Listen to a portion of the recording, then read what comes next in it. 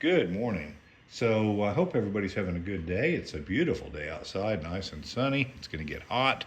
A little bit of breeze expected a little bit later on in the day, so that'll be nice.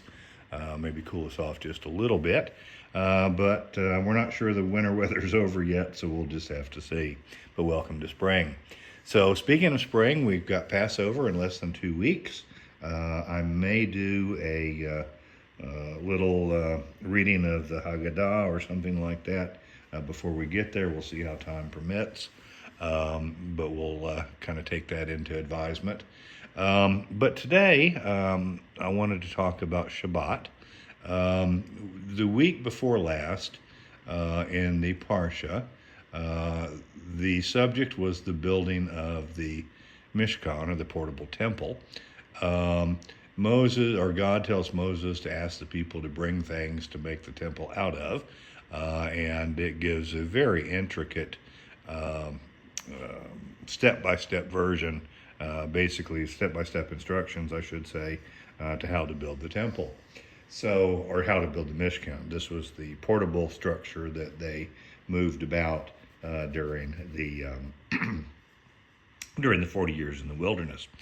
Um, and juxtaposed with it is the prohibition to not work on Sabbath, not to do work on the Sabbath. It seems to be very clear, just in the very normal sense of reading, in the Peshat, that it is stating that the laws which prohibit work on Shabbat also apply during the building of the temple. So, in other words, when Shabbat comes and we're building the temple, we have to observe Shabbat rather than build the temple, even though both have been commanded. So, the unfortunate thing is the Bible really doesn't tell us much about what work on the Sabbath really means. I've heard it said that we are not to create, produce, or transform on the Sabbath. I believe it was Rabbi Telushkin's book that I read that in. Um, Melacha is the actual word used, and I would say that it is servile work. Would be the closest English translation to what I could come up with there. But with the juxtaposition of the building of the temple, building of the Mishkan, and the Sabbath laws, the sages deduced, and I think it's a decent deduction, um, that the 39 labors that they identified in um, building the Mishkan were those that were prohibited on Shabbat. Now, there are some that are specifically mentioned. For instance, you're not allowed to kindle a fire, not allowed to cook. Nehemiah goes on to tell, I believe it was Nehemiah, goes on to tell us that commerce was also understood to be prohibited on Shabbat.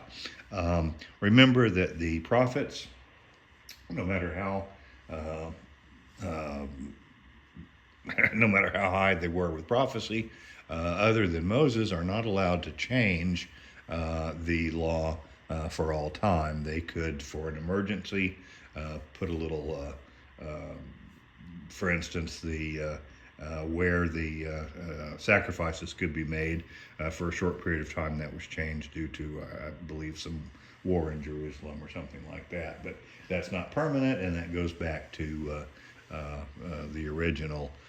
So Nehemiah wasn't making up a new law. Nehemiah was telling us how it was understood, and that included that the Sabbath prohibitions included commerce. So um, let's go over very quickly the commandment, and then let's go into a little bit about what these things mean. So the commandment is from the Siddur.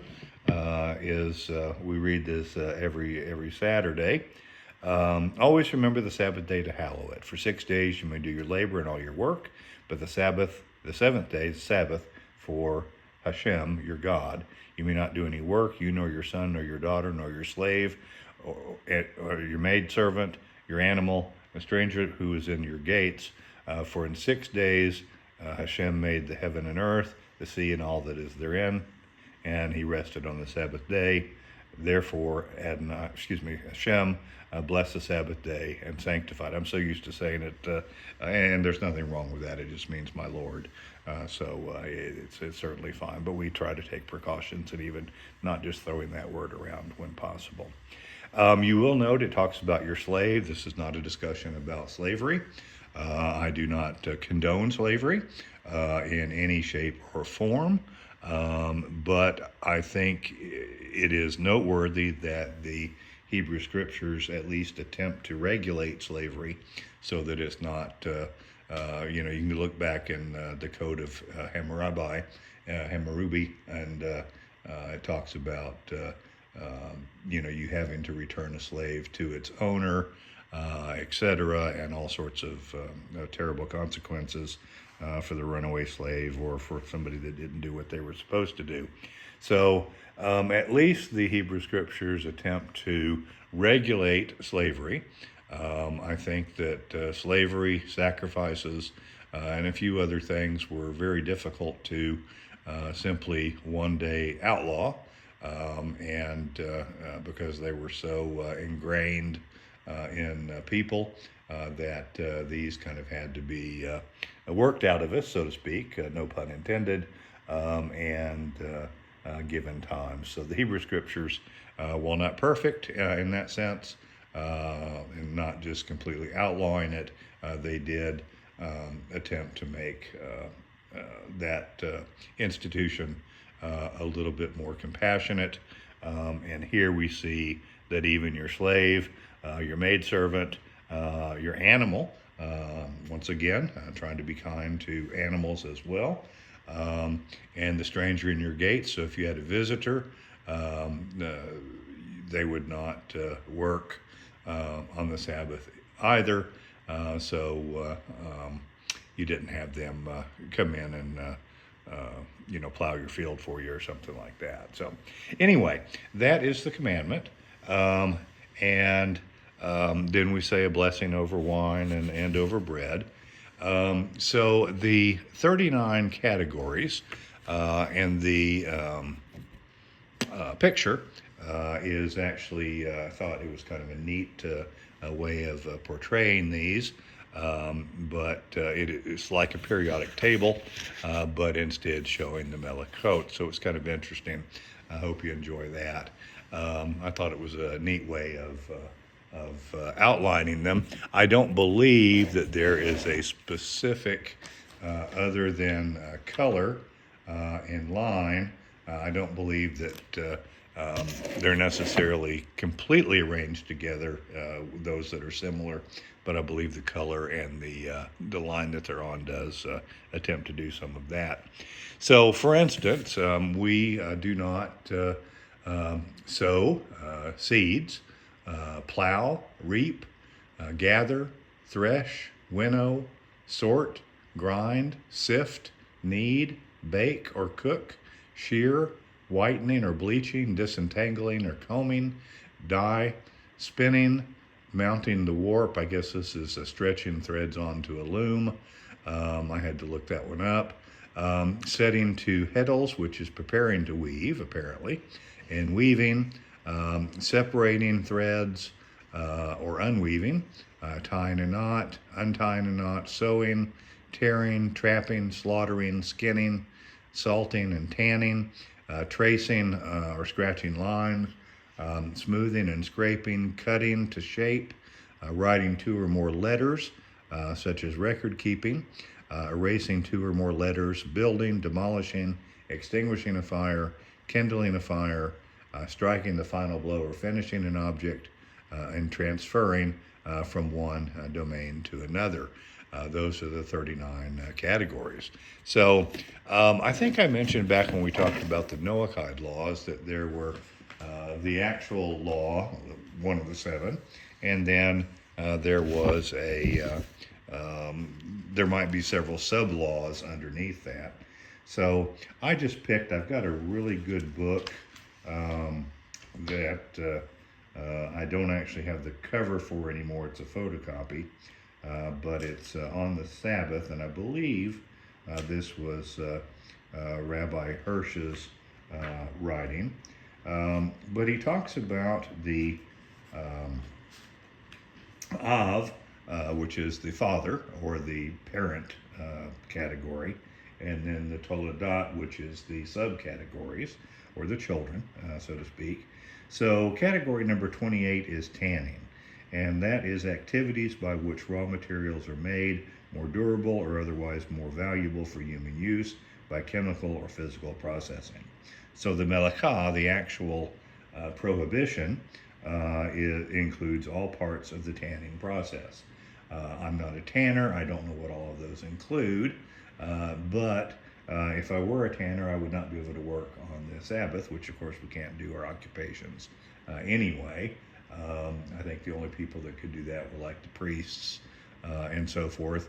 And that's a whole nother subject, but for instance, firefighters, doctors, policemen, people that work at the energy production facilities, etc. All of those are considered necessary for life, and they're working to some degree with, of course, there are different modifications that are supposed to be done to make it less Torah prohibition and more rabbinical prohibition.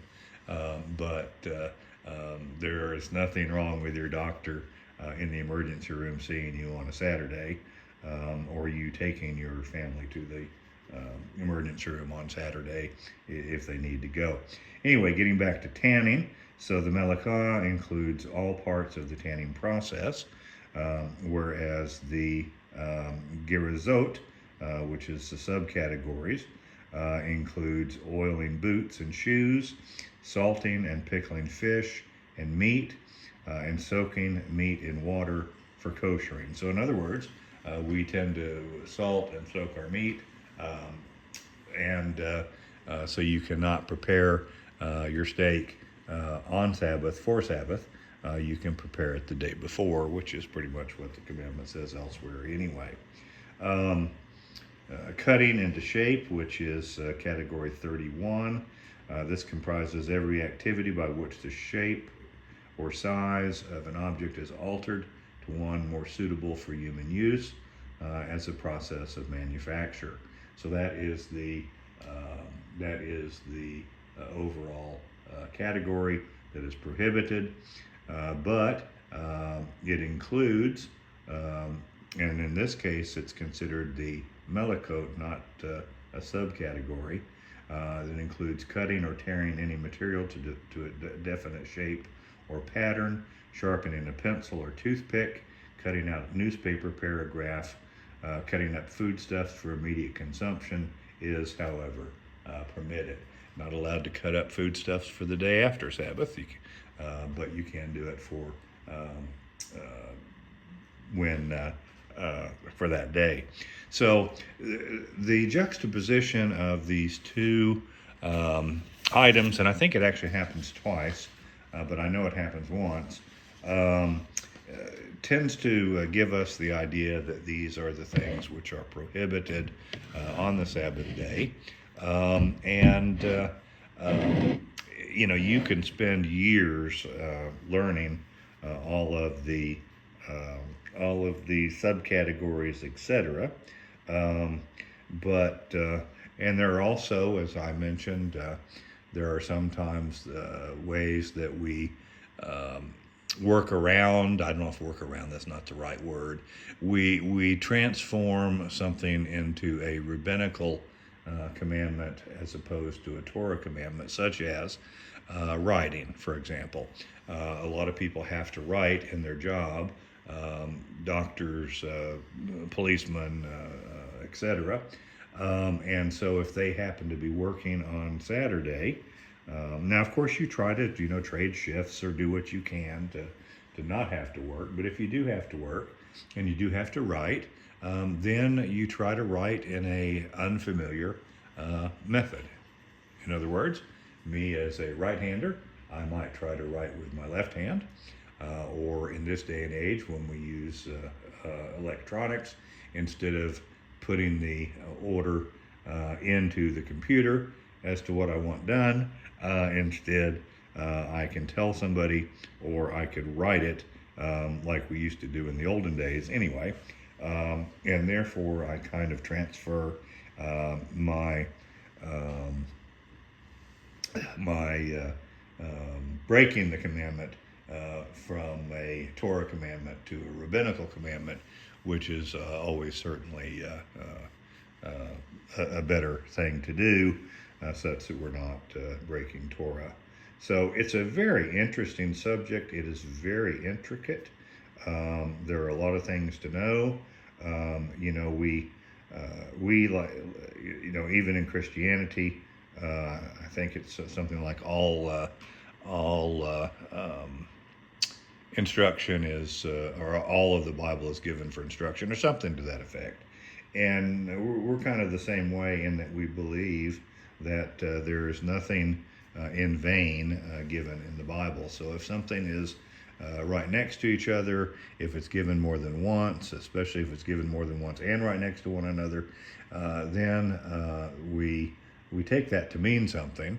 And I think the rabbis were able to come up with 39 categories of things that define work and that we're not allowed to do.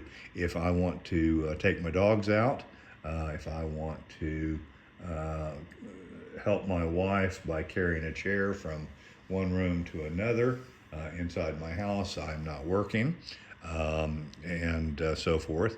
Whereas if I were to take that same chair and take it over to the Five and Dime next door and say, here, I want to sell this chair, well, the commerce part is a completely different story, but I've changed domains, and so therefore that is considered work. So, interesting topic. I just kind of wanted to try to explain exactly how we came up with them. Lastly, I just want to say that were it not for the oral Torah or oral tradition, which I prefer, oral tradition, this would be very ill-defined. You'd have 3 commandments that you're not allowed to light a fire, not allowed to cook, and as I said, Nehemiah, I think, talked about commerce being forbidden. But all of the other actions, we would not know what the Bible is talking about. So this is one place among many that really proved that there has to be some explanation and some looking into the subject to give us an idea of what is prohibited and what is permitted. So anyway, I hope you enjoyed that. I hope everybody has a great day. Look to hear from me maybe next week on Passover, and I won't make any promises, but I'll try to do a little bit, and then hope everybody has a good Passover if you celebrate. It's a neat time of the year, and so I hope you find a good Seder to attend, and enjoy retelling our story. Everybody have a great day. Thank you, and shalom.